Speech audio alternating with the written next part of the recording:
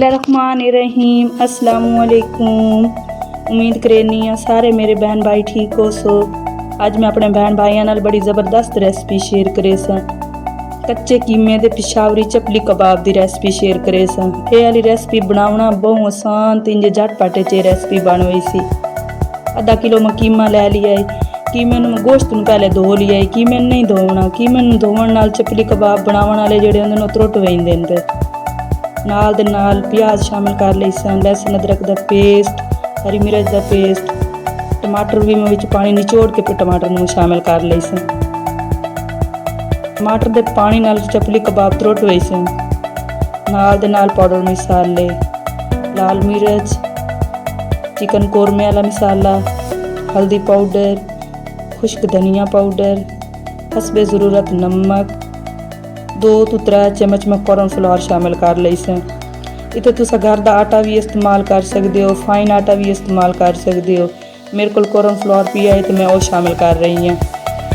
नाल दे नाल एक अंडा भी शामिल कर लई सन।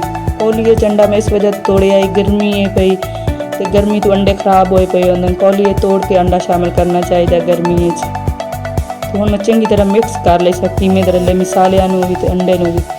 अगर तुहानूं इत्थे लग रहा है कि इत्थे कॉर्नफ्लोर घट है तो 1 चम्मच होर भी शामिल कर सकदी हो। इहदे विच कोई मुश्किल नहीं, आसानी नाल ये काम हो जांदे ने। अल्हम्दुलिल्लाह माशाअल्लाह चपली कबाब का मसाला इत्थे तैयार है पिया तो कितना खूबसूरत मसाला तैयार होया है पिया। तो हुण मैं इन्हां नूं फ्राई करना शुरू करे सा। घी गर्म होया खला है तो हुण मैं एक एक करके हाथ उत्ते हल्का जी प्रेस कीती वई सी ते घी शामिल कीती वई सी।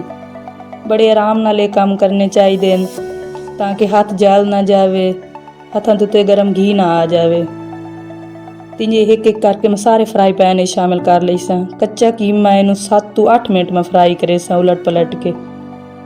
अगर तुहानू मेरी ये रेसिपी पसंद आ रही है तो मेरी इस वीडियो नू लाइक शेयर सब्सक्राइब करना ना भूलिया है। बेल आइकन भी दबा दिता करो ताकि आने वाली हर रेसिपी मेरी तुहाडे तक जल्दी पहुँच जाए। अल्हम्दुलिल्लाह माशाअल्लाह इन्हां नूं उलट पलट के मैं 5 ਤੋਂ 7 ਤੋਂ 8 मिनट फ्राई करे सन। तो कलर चेक करो कितना खूबसूरत कलर आया पी है। भैन भाइयों नाल छोटी जी रिक्वेस्ट करनी है कि मेरी वीडियो नूं लाइक जरूर कर दिता करो। तुसां लाइक करेंदे हो सानूं सपोर्ट हो वेंदी है, साडी वीडियो वेंदे हो सानूं सपोर्ट हो वेंदी है ते साडे भैन भाई सानूं सपोर्ट कर रहे हैं, साडी वीडियो वेख रहे हैं, सानूं हौसला हो वेंदा कि साडे भैन भाई साडी वीडियो वेख रहे हैं। असां मेहनत कर रहे हैं तो साडी मेहनत दा सिला सानूं मिल रही है पिया।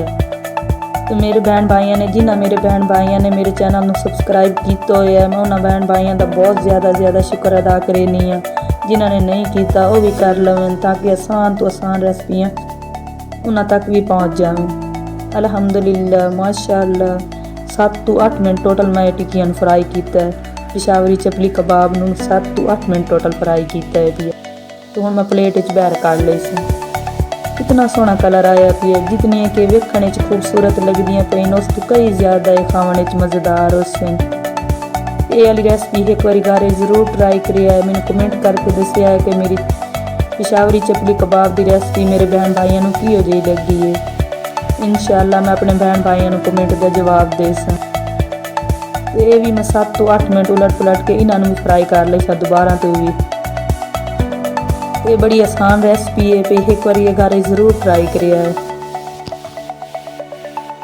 पिशावरी चपली कबाब जड़े तुस चटनी नाल इस्तेमाल करो, तुस कैचअप नाल इस्तेमाल करो, खाने च बहुत मज़ेदार ते ये रेसिपी बड़ी अच्छी है पई। अल्लाह पाक तुहाडे माल जान रिज़्क च बरकत पावे। अल्लाह पाक तुहाडे हर दुख तकलीफ तो तुहानू बचावे। टिक्कियां नूं मैं दोबारा भी फ्राई कर लिया है तो हुण मैं इन्हां नूं भी बाहर काढ़ लई सा। मैं उम्मीद करनी हाँ अज वाली रेसिपी सारे मेरे बहन भाइयों को पसंद आई हो सी। अपने बहन भाइयों नाल, अपने दोस्तों नाल, अपनी फैमिली नाल इस मेरी वीडियो को शेयर भी कर दिता करो। अल्लाह पाक तुहानू अपने हिफ्ज़ो ईमान विच रखे। अगली वीडियो च मुलाकात हो सी। अल्लाह हाफिज़।